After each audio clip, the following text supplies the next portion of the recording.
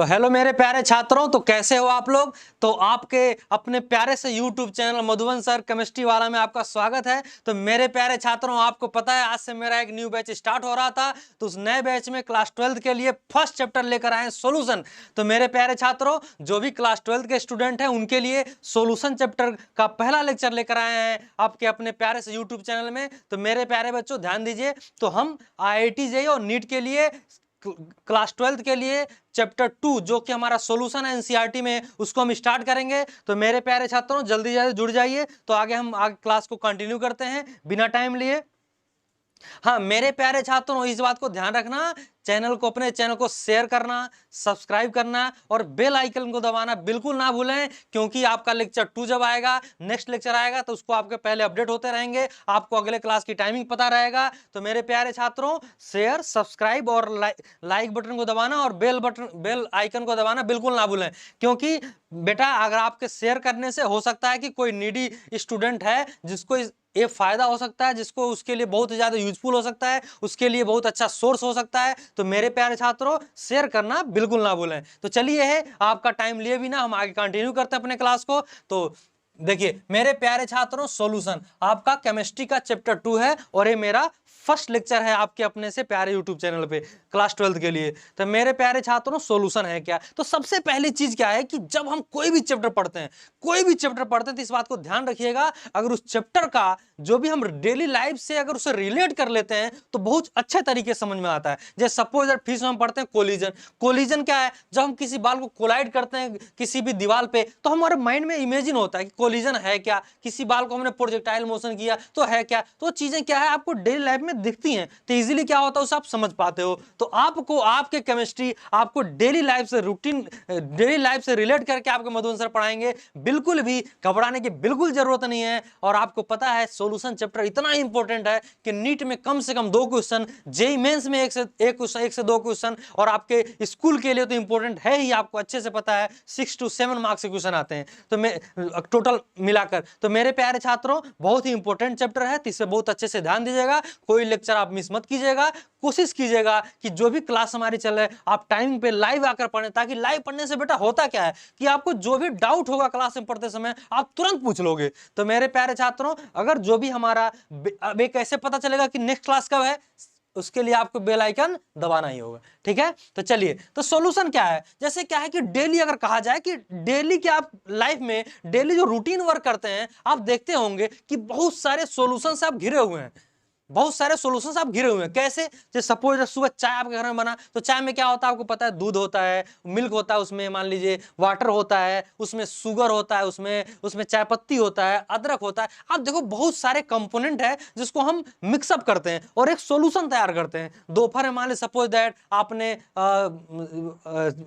गर्मी का मौसम है, मान लीजिए आपने शरबत पीना चाहा, तो उसमें देखिए उसमें शुगर मिला हुआ है, उसमें आपके पानी मिला हुआ है, उसमें बहुत सारे और भी कंपोनेंट, नींबू मिला हुआ है, बहुत सारे कंपोनेंट मिले हुए हैं। तो आप सुबह से लेकर शाम तक आप देखते हैं केवल एंड केवल मैक्सिमम आप सॉल्यूशन को, बहुत सारे टाइप के सॉल्यूशन आप देखते हैं आपके लाइफ में, तो उसी सॉल्यूशन को हमको पढ़ना है। तो जो भी आप पढ़िए, जो भी हम एग्जांपल लेंगे, जो आप डेली लाइफ में देखते हैं उस एग्जाम को लेकर हम सॉल्व करते रहेंगे, आगे चलते रहेंगे। तो सॉल्यूशन क्या है, तो मेरे प्यारे छात्रों हम कह सकते हैं, सोचो हम क्या कह सकते हैं कि इट इज मिक्सचर ऑफ 2 और मोर देन 2 कंपोनेंट्स। हमने क्या कहा, मिक्सचर ऑफ 2 और मोर देन 2 कंपोनेंट। क्यों, क्योंकि मिक्सचर कभी एक कंपोनेंट का हो सकता क्या, हो ही नहीं सकता। हमने कहा कुछ चीजों को मिक्स करो, मिक्स करो का मतलब क्या हुआ, कम से कम 2 होना चाहिए। एक चीज को मिक्स कर सकते क्या, नहीं कर सकते ना। तो हाँ, मिक्सअप का मतलब होता है कि कम से कम 2 कंपोनेंट तो हमारे पास होना ही होना चाहिए, ठीक है। तो हम आप डेफिनेशन लिख लीजिएगा, इट इज मिक्सचर ऑफ 2 और मोर देन 2 कंपोनेंट्स। तब आगे देखेंगे कि 2 कंपोनेंट रहेगा तो क्या कहेंगे, 3 कंपोनेंट रहेगा तो उस सॉल्यूशन को क्या कहेंगे, और कंपोनेंट को क्या कहते हैं वो भी हम देख लेंगे। तो मेरे प्यारे छात्रों याद रखिएगा,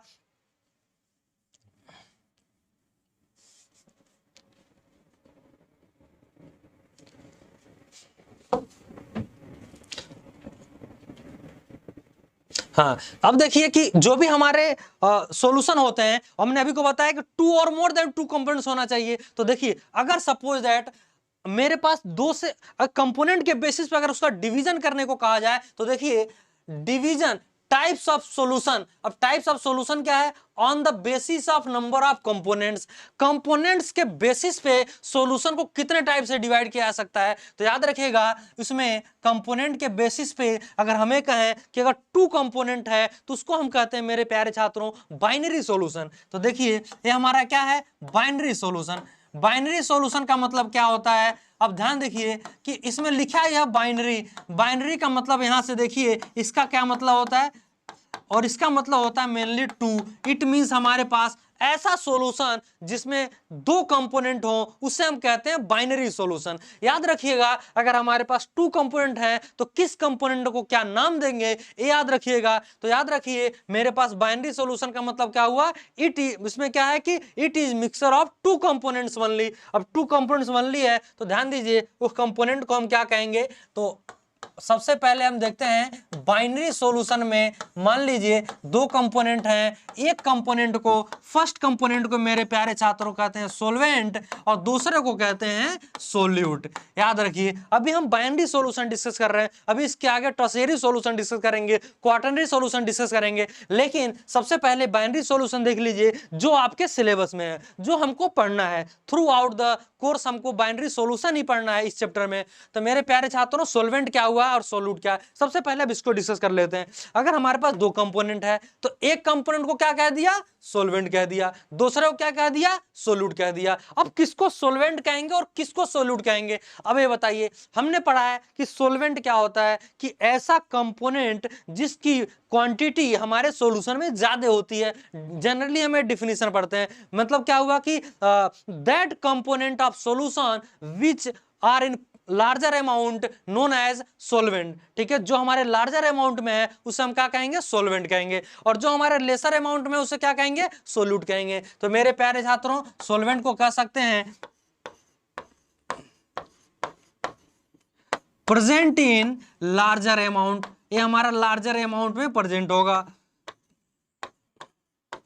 अमाउंट। और हमारा सेकंड क्या है? Solution solute. सोल्यूट का मतलब क्या होता है कि प्रेजेंट इन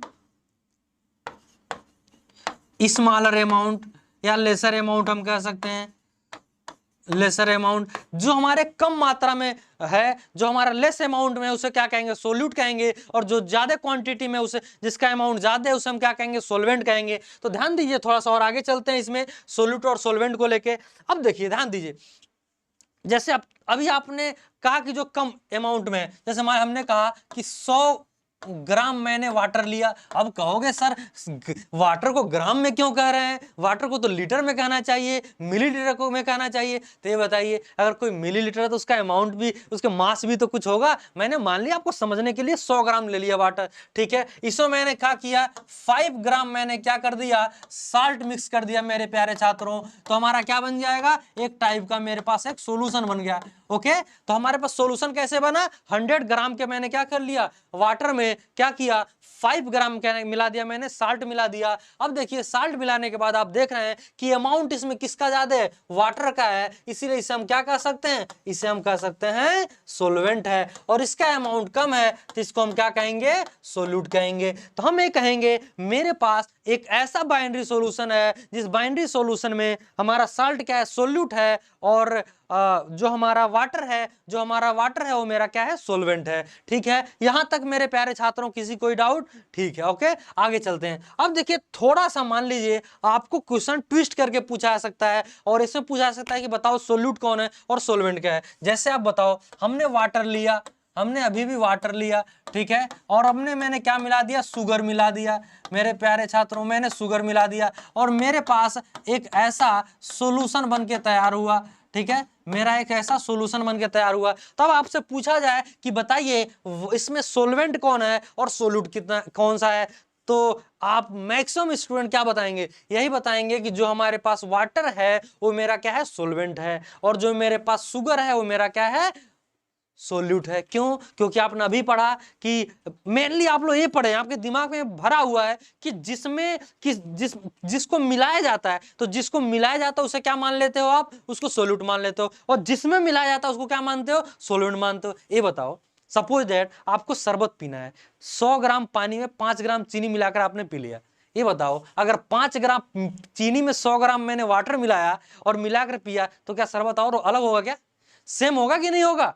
सेम होगा कि नहीं होगा? तो वही चीज है कि सॉल्यूशन का मतलब ये हुआ कि आप वो चीज जो माइंड में आपके है कि जिसमें जिसको घोला जाता है, तो जिसको घोला जाता है उसे आप सोल्यूट मान लेते हो, और जिसमें घोला जाता है उसमें क्या मान लेते हो?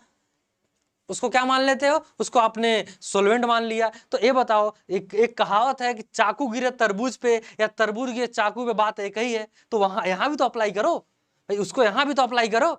ठीक है, तो यहाँ पे क्या है कि हमने वाटर लिया और वाटर में क्या अब इसमें शुगर मिला लिया, ये भी तो कर सकते हैं शुगर में वाटर मिला लिया है।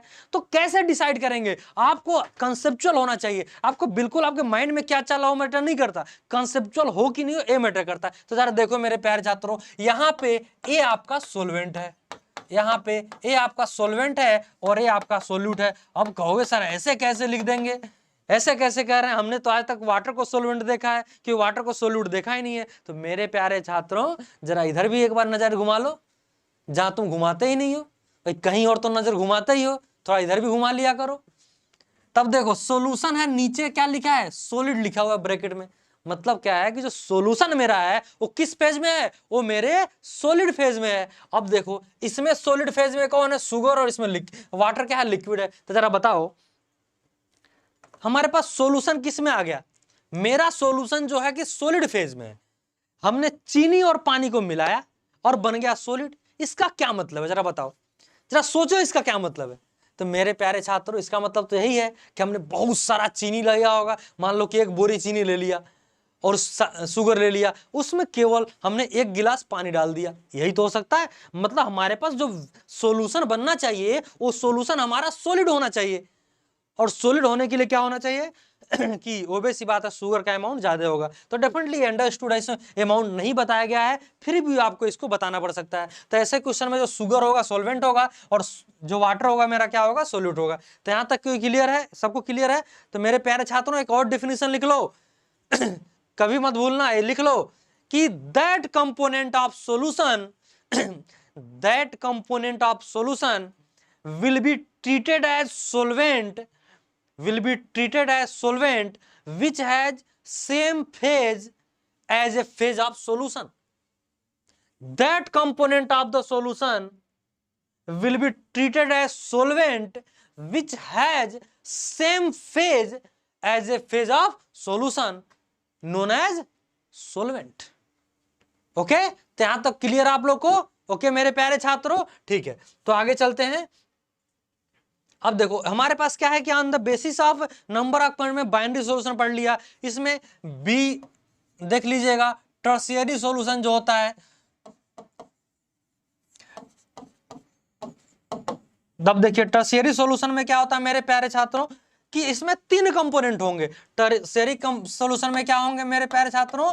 3 कंपोनेंट्स होंगे। अब ये कहोगे सर 3 कंपोनेंट्स हैं तो अब तो इसमें सोलवेंट कौन होगा, सोल्यूट कौन होगा? तो याद रखिएगा इसमें 3 कंपोनेंट में हमने मान लो 1 है, 2 है और यहाँ पे मेरे प्यारे छात्रों 3 है। तो एक को तो हम कह देंगे सोलवेंट। सोलवेंट कौन होगा? जो कि अभी भी लार्जर अमाउंट में प्रेजेंट होगा या जिसके फेज हमारा सॉल्यूशन होगा। ठीक है, तो लार्जर अमाउंट जिसका होगा उसे हम क्या कहेंगे? सोलवेंट कहेंगे। और ये हमारा क्या हो जाएगा? ये हमारा सोल्यूट 1 हो जाएगा और ये हमारा हो जाएगा सोल्यूट 2 हो जाएगा। तो हमारे सोल्यूट 1 से अधिक हो गए और सोलवेंट हमारा 1 हो गया। तो एक हमारा सोलवेंट हो गया, बाकी सब सोल्यूट हो गए। तो आपको पढ़ना नहीं है। इस तरह सी हमारा क्या हो जाएगा? Quaternary solution. तो आपको अपने सिलेबस में केवल बाइनरी सॉल्यूशन पढ़ना है। ओके मेरे प्यारे छात्रों, तो हमें क्या पढ़ना है? Binary solution. और बाइनरी सॉल्यूशन में 2 कंपोनेंट होंगे और 2 कंपोनेंट में एक सोलवेंट होगा और दूसरा सोल्यूट होगा। सोलवेंट कौन होगा? जिसका अमाउंट ज्यादा होगा या जिसका फेज हमारे फेज ऑफ सॉल्यूशन से मैच करता होगा। हाँ, कभी ये हो सकता है कि दोनों का फेज सेम हो तो हम उसमें अमाउंट ही देख के पता करेंगे। तो हमारा अगर अमाउंट सेम है तो दूसरा वाला डेफिनेशन आप जरूर यूज कीजिएगा मेरे प्यारे छात्रों। अब देखिए एक चीज और आपको बताएं कि सॉल्यूशन में एक आपने और देखा होगा होमोजीनियस और हेट्रोजीनियस सॉल्यूशन। तो उसको थोड़ा सा आपके साथ डिस्कस करना चाहते हैं कि होमोजीनियस और हेट्रोजीनियस होता क्या है।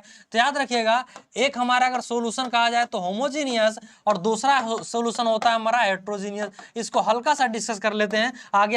हमें केवल होमोजीनियस पढ़ना है इस चैप्टर में, ठीक है। लेकिन होमोजीनियस है क्या? अब देखो हमारे पास 2 सॉल्यूशन मैंने बनाया, सोचो मैं दो सॉल्यूशन कैसे बनाया, एक सॉल्यूशन यहां लिया और एक यहां लिया, ठीक है, दोनों में मेरे पास वाटर है, दोनों में क्या है, वाटर है। अब देखो मैंने क्या किया कि इसमें ले आकर क्या कर दिया, साल्ट डाल दिया, ठीक है, और इसमें क्या डाल दिया, मैंने सैंड के पार्टिकल डाल दिए मेरे प्यारे छात्रों। एक में मैंने क्या डाल दिया, साल्ट डाल दिया, दूसरे में क्या डाल दिया, मैंने सैंड डाल दिया। और जब मिक्स हो गए तो ऑब्वियस बात है सैंड तो उतना कंप्लीट मिक्स नहीं होगा, मिक्स नहीं, वो नीचे प्रेसिपिटेट जाके क्या हो जाएगा, अक्यूमुलेट हो जाएगा। तो याद रखिएगा जब हम साल्ट को वाटर में डिसॉल्व करते हैं, जो कंप्लीटली डिसॉल्व हो जाता है, तो क्या हो जाता है कि हमारे इसमें इसको नेक्ड आई से नहीं देख सकते हैं, नेक्ड आई से नहीं देख सकते हैं अलग अलग कि हमारे साल्ट के पार्टिकल कहां हैं। ऐसे सॉल्यूशन को हम होमोजीनियस सॉल्यूशन कहते हैं। तो होमोजीनियस सॉल्यूशन मतलब क्या हुआ कि हमने ऐसा सॉल्यूशन बनाया जिसके कंपोनेंट को अपने नेक्ड आई से नहीं देख पाए। पहला तो ये डिफिनीशन हो गया। सेकंड आप कहा जाए कि और कोई तरीका है पता करने का, तो हाँ हमने क्या किया कि इसमें से यहां से थोड़ा सा सैंपल निकाल लिया, थोड़ा यहां से ले लिया, थोड़ा यहां से ले लिया। अब ओबेस सी बात है, साल्ट को अब नमक में घोल लीजिए, घर में जाकर आज ही चेक कीजिएगा, और उसको क्या है कि स्पून से निकाल के चखिए, तो क्या होगा, तीनों का सैंपल का स्वाद हमारा क्या होगा, सेम होगा। मतलब कह सकते हैं कि उसके जो कंपोनेंट हैं उनके कंपोजिशन जो है थ्रू आउट द सॉल्यूशन मेरे क्या है, सेम है। तो होमोजेनियस सॉल्यूशन कह सकते हैं ऐसा सॉल्यूशन जिसमें उनके कंपोनेंट्स के जो हमारे कंपोजिशन है पूरे सॉल्यूशन में कहीं से ले लिया जाए क्या होगा, सेम होगा। लेकिन यहां से ऐसा नहीं है। हेट्रोजीनियस में क्या है कि जैसे आपने कुछ टाइम बाद यहां से निकाला और यहां से निकाला, जब हमारे नीचे उसके नीचे वाले तली पे जाकर अगर अकोमुलेट हो जाते हैं, प्रिसिपिटेट बन जाते हैं, तो नीचे वाले में सैंड के पार्टिकल ज्यादा होंगे, ऊपर वाले में सैंड के पार्टिकल क्या होंगे, कम होंगे। तो इससे हमारा क्या है, हम ये कह सकते हैं कि हमारा जो सॉल्यूशन है उसका अलग अलग सैंपल में उसके कंपोनेंट मतलब सैंड और वाटर का जो कंपोजिशन है वो मेरा क्या है, डिफरेंट है। तो कह सकते हैं कि ऐसा solution it is mixture of two components in which composition of its component throughout the solution are different। हमारे क्या है, डिफरेंट है। और इसमें क्या है मेरे प्यारे छात्रों, सेम है। तो हमारा एक क्या होमो है, दूसरा हो गया हेट्रोजीनियस। ये चीजें आप प्रीवियस क्लासेस में भी क्लास 11th में पढ़ चुके हैं, हल्का फुल्का इसका डिस्कशन 10th में आप देख चुके हैं। तो थोड़ा सा इस चैप्टर को थोड़ा आगे बढ़ाते हैं, स्पीड में बढ़ते हैं, क्योंकि मेरे प्यारे छात्रों आप लोग क्लास 12th में हो और आपको जेईई मेंस का पेपर जनवरी में है, तो थोड़ा सा हम स्पीड में चलेंगे। और आप अगर ऐसा लगता है कि हम स्पीड में हैं तो वीडियो को पॉज करके वीडियो को स्लो करके आप इजीली देख लीजिएगा। अब देखिए on the basis of components हो गया इसका डिवीजन।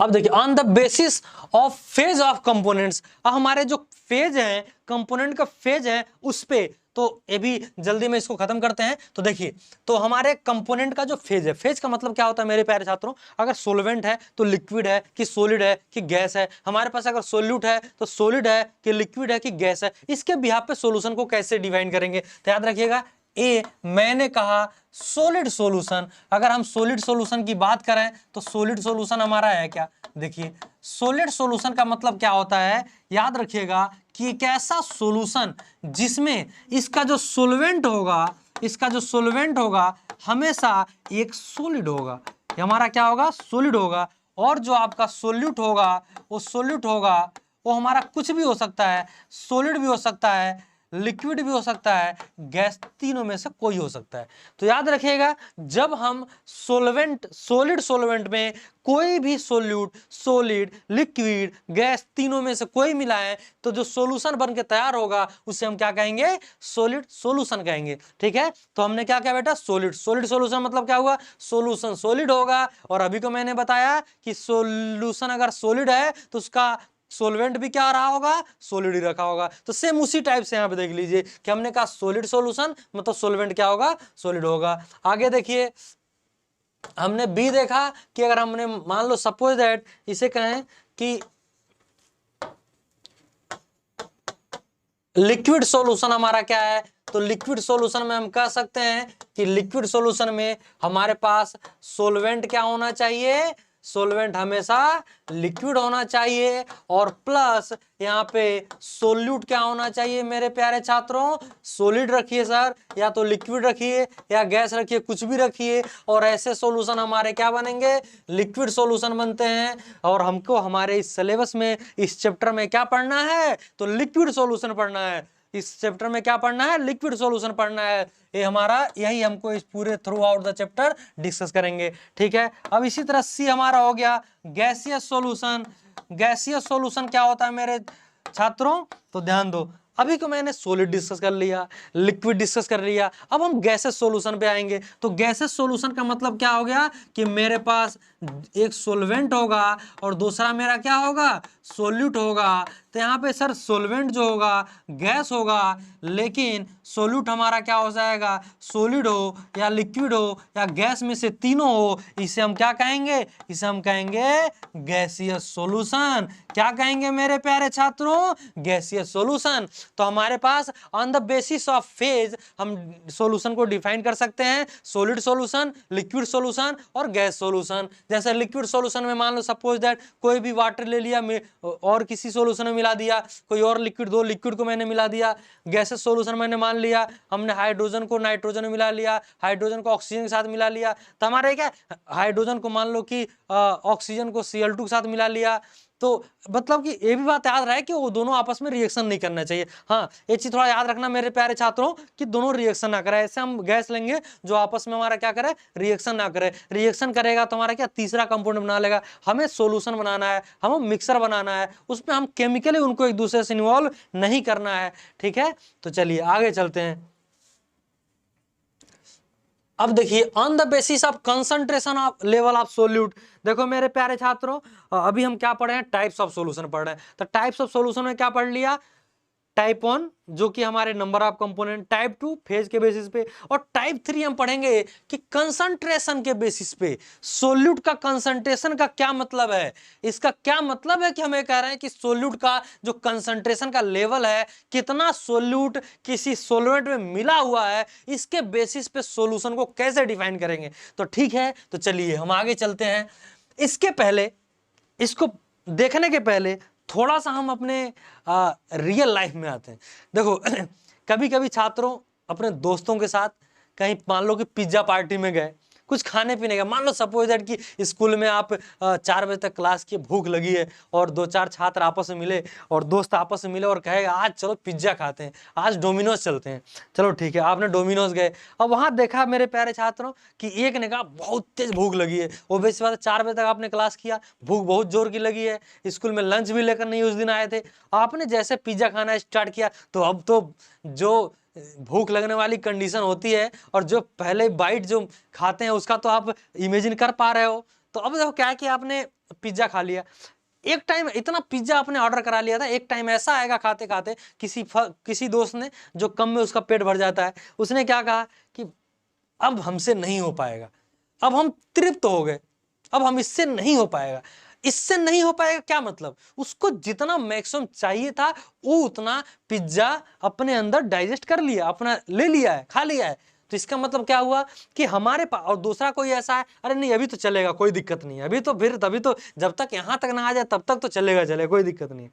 और एक ने कहा कि हम खा चुके, एक ने कहा हम और खा सकते, 1-2 मिनट पहले खा के बैठा हुआ, अब बिल्कुल नहीं आएगा, अब हम खा ही नहीं सकते, जान निकल जाएगी।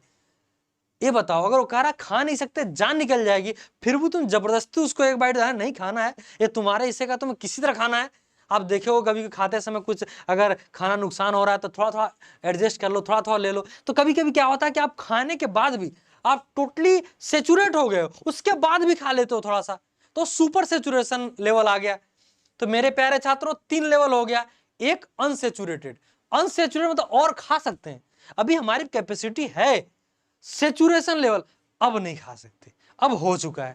तीसरा कि उसको सेचुरेशन के बाद भी आपने ऐड किया, उसको दिया, तो हमारा क्या होगा, सुपर सेचुरेटेड सॉल्यूशन हो गया। तो हम देखिए इन तीनों सॉल्यूशन को डिस्कस करते हैं। अब सॉल्यूशन, अब देखो जैसे हम खा रहे थे, हम सेचुरेट हो गए, फिर हमें जबरदस्ती कोई खिला रहा है, हमने खा भी लिया। अब ये बताओ यहां पे सॉल्यूशन क्या करेगा, भाई सॉल्यूशन तो ऐसा था नहीं कहोगे बेटा खा लो तो खा लेगा, और छोड़ दो तो छोड़ देगा, ऐसा तो है नहीं। तो देखिए सबसे पहली चीज,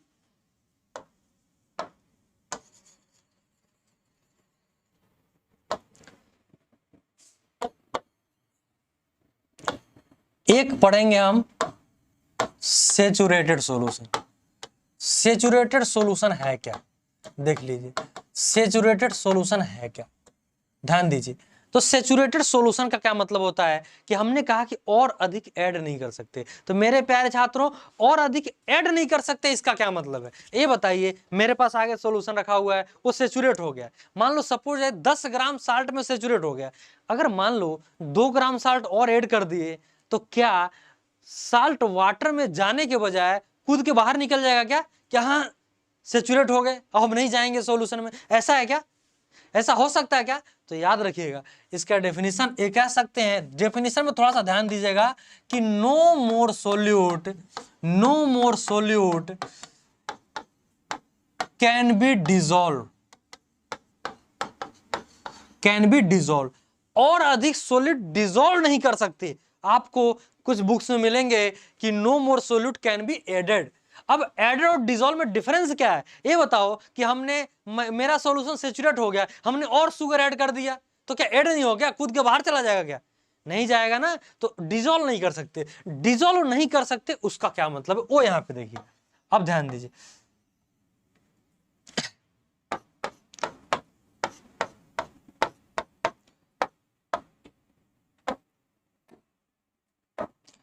मेरे पास मान लीजिए ये सॉल्ट का क्रिस्टल है, ये हमारे सॉल्ट का क्या है, क्रिस्टल है। मेरे प्यारे छात्रों, जब इसको वाटर में रखोगे ना, तो हमारा साल्ट जो होता है ना, वो छोटे छोटे पार्ट में क्या होता है, डिसोसिएट होना स्टार्ट हो जाएगा। ऐसा नहीं तुरंत खत्म, वो आपको दिख नहीं रहा होगा, पहले छोटे छोटे पार्ट में डिसोसिएट होगा। ठीक है, ये छोटे छोटे पार्ट में क्या होगा, डिसोसिएट होगा, जिसको डिजोल्व कह सकते हैं। अब ये छोटे छोटे और पार्ट में, और ये छोटे छोटे पार्ट में, छोटे छोटे पार्ट में डिजोल्व होते होते क्या हो जाएगा, एक टाइम ऐसा आएगा हमको दिखेगा नहीं, उसके पार्टिकल बहुत ही माइक्रोस्कोपिक लेवल पे आ जाएंगे। तो याद रखिएगा इस प्रोसेस को हम कहते हैं डिसोल्यूशन। क्या कहते हैं, इस प्रोसेस को कहते हैं डिसोल्यूशन।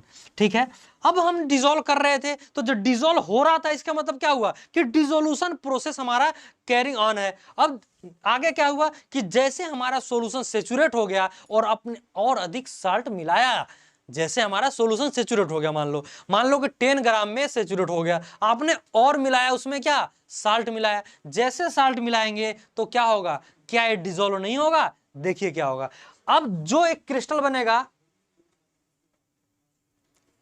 ये जो क्रिस्टल बन रहा है, तो इसके जो छोटे छोटे पार्टिकल नीचे होंगे वो हमारे अकमुलेट होना स्टार्ट हो जाएंगे, एक क्रिस्टल बनना स्टार्ट हो जाएंगे, और वहीं नीचे जाकर क्या हो जाएंगे, अकमुलेट हो जाएंगे। नीचे जाकर क्या हो जाएंगे, अकमुलेट हो जाएंगे। मतलब क्या हुआ, आपने ऐड तो किया, वो ब्रेक तो हुआ, लेकिन जो ऑलरेडी ब्रेक हुए थे वो वापस क्या हुए, मिक्सअप करके क्रिस्टल बना लिए। तो फायदा क्या, आपने 5 ग्राम चीनी और एक्स्ट्रा मिलाया, और जो ऑलरेडी बने उसमें से 5 ग्राम नीचे जाकर अक्यूमुलेट हो गए, नीचे जाकर प्रेसिपिटेट बन गए। मतलब ये क्या हुआ, अभी भी 10 ग्राम ही उसमें है।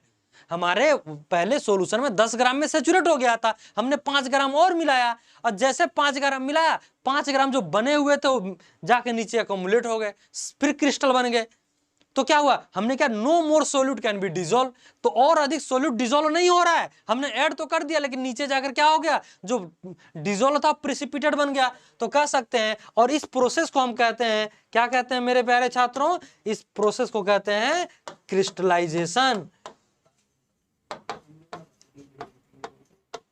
इसे क्या कहते हैं, क्रिस्टलाइजेशन। ठीक है, इसके रेट को हम कहते हैं आरसी से रिप्रेजेंट करेंगे, और इसको हम आरडी से रिप्रेजेंट करेंगे। ठीक है, एक हमारा होता है कि डिसोल्यूशन होने के लिए रेट ऑफ डिसोल्यूशन, एक होता है क्रिस्टल बनने के लिए रेट ऑफ क्रिस्टलाइजेशन। ठीक है, तो जब हमारे पास, अब देखिए, जब सेचुरेटेड सॉल्यूशन का मतलब क्या हुआ कि जब rate of crystallization rate of dissolution के बराबर हो जाए, तो हम कहेंगे जितना हमने उसमें साल्ट मिलाया उतना ही क्रिस्टल बन गया, जितना डिसॉल्व हुआ उतना क्रिस्टल बन गया, उसे हम कहते हैं सेचुरेटेड सॉल्यूशन। अब देखिए बी क्या है कि अनसेचुरेटेड सॉल्यूशन। बी क्या है, अनसेचुरेटेड सॉल्यूशन। अनसेचुरेटेड सॉल्यूशन, तो अनसेचुरेटेड सॉल्यूशन का मतलब क्या हुआ कि more solute can be added. More solute can be added, या कह सकते हैं इसको, अभी को मैंने बताया इसको एडेड के बजाय इसको डिजोल्व रख लीजिए, कैन बी डिजोल्व। और अधिक हम सोल्यूट क्या कर सकते हैं, डिजोल्व कर सकते हैं। जैसे वही केस था, अभी पेट भरा नहीं था तो इसलिए और भी हमने क्या ऐड कर सकते हैं। तो इसमें क्या होगा, रेट ऑफ डिसोल्यूशन क्या होगा, रेट ऑफ क्रिस्टलाइजेशन से क्या होगा, अधिक होगा। Rate of dissolution rate of crystallization से क्या होगा, ज्यादा होगा। अब थर्ड देखिए, सी हमारा क्या है, super saturated solution. Super saturated मतलब क्या हुआ कि आपको पेट भर चुका है फिर भी आपके दोस्तों ने खाना नुकसान ना हो इसके लिए क्या किया, जबरदस्ती आपको मुंह में ठूस के खिलाया, नहीं लो आपको खाना ही पड़ेगा। तो सुपर सैचुरेटेड सॉल्यूशन क्या है, सुपर सैचुरेटेड सॉल्यूशन। तो सुपर सैचुरेटेड सॉल्यूशन का मतलब क्या हुआ कि आपने एक बार उसके बाद क्या बोलते हैं, सेचुरेट होने के बाद आपने ऐड कर दिया, तो याद रखिए सेचुरेट हो गया और ज्यादा ऐड करोगे तो क्या होगा, ज्यादा क्रिस्टल बनेंगे नीचे ज्यादा। अब डिसोल्यूशन ज्यादा नहीं हो रहा लेकिन क्रिस्टलाइजेशन क्या होगा, ज्यादा हो रहा है। इसका मतलब रेट ऑफ क्रिस्टलाइजेशन क्या होगा, रेट ऑफ डिसोल्यूशन से ज्यादा हो जाएगा। तो हम कहेंगे मेरे पास ऐसा सॉल्यूशन है जो कि सुपर सैचुरेटेड सॉल्यूशन है। क्या मेरे प्यारे छात्रों, सुपर सैचुरेटेड सॉल्यूशन है। तो सॉल्यूशन हमने टाइप्स पढ़ लिए, तो हमारा क्या, सैचुरेटेड, अनसैचुरेटेड और सुपर सैचुरेटेड। सैचुरेटेड अब इससे ज्यादा नहीं, अनसैचुरेटेड मतलब ठीक है लाओ कोई बात नहीं भी चलेगा। सुपर सैचुरेटेड मतलब अरे ऐसे कैसे नहीं और खाओ। तो तीन आपके कैसे मिल गए तीनों सॉल्यूशन के, ठीक है। अब देखिए, अब हम क्या है कि अभी तो हम बेसिक पढ़े जो कि पहले क्लास में आप पढ़ के आए हो, तो अब हम आगे कंटिन्यू करेंगे कि यहां से कंसंट्रेशन, कंसंट्रेशन ऑफ सॉल्यूशन। हम सॉल्यूशन को, कंसंट्रेशन को कैसे डिफाइन करते हैं, किस किस टर्म्स में हम इसको डिफाइन कर सकते हैं, जो आपको 11th में भी मोल कंसेंट में पढ़ के आए होंगे। एक बार यहां भी इसको रिवाइज कराएंगे नेक्स्ट क्लास में। आज हम यहां आपको क्लास खत्म कर रहे हैं, एंड कर रहे हैं। आगे हम कंसंट्रेशन पढ़ेंगे और कंसंट्रेशन के बाद हम सोल्युबिलिटी पढ़ेंगे, तब हम मेन इस चैप्टर के मेन टॉपिक पे आएंगे। तो ये सब प्रीवियस क्लास में आप पढ़ चुके हो, एक बार प्रीवियस नोट्स को आपको रिवाइज कर लेना। इसमें हम आपके आगे क्लास में इसमें हम क्वेश्चन भी कराएंगे। तो आज की क्लास बेटा हम यही खत्म करते हैं, लेकिन जाने के पहले शेयर करना, सब्सक्राइब करना और बेल आइकन को दबाना बिल्कुल ना भूलें, क्योंकि नेक्स्ट क्लास जब भी आएगा, नेक्स्ट जो भी आपका जो अपडेट आएगा वो आपको अपडेट टाइम से होता रहेगा, एक बार बेल आइकन को दबाने के बाद। और हाँ याद रखिए, शेयर करने से क्या होगा, कुछ और नीडी स्टूडेंट हैं जिनको रियल में इस चीज की जरूरत है, जिन्हें नहीं मिल पा रहा है, तो आप शेयर करना जरूर ना भूलें। तो मेरे प्यारे छात्रों आज यहीं खत्म करते हैं, आज का क्लास आपका यहीं खत्म होता है। Okay, thank you all of you, bye bye.